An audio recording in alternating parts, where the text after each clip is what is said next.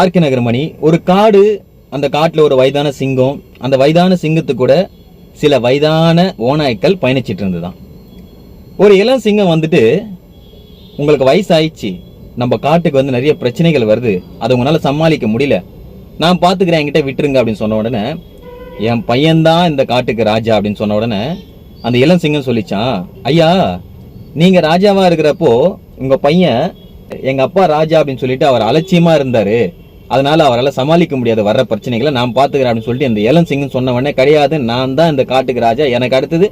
என் பையன் தான் இந்த காட்டுக்கு ராஜா அப்படின்னு சொன்ன உடனே அந்த இளம் சிங்கம், சரி அந்த காடே முடிவு எடுக்கட்டும் அப்படின்னு சொல்லிட்டு இளம் சிங்கம் போயிடுச்சான். அந்த காட்டுக்கு யாரு ராஜாவா இருந்தா கரெக்டா இருக்கா அப்படின்றது கமெண்ட்ஸ்ல சொல்லுங்க.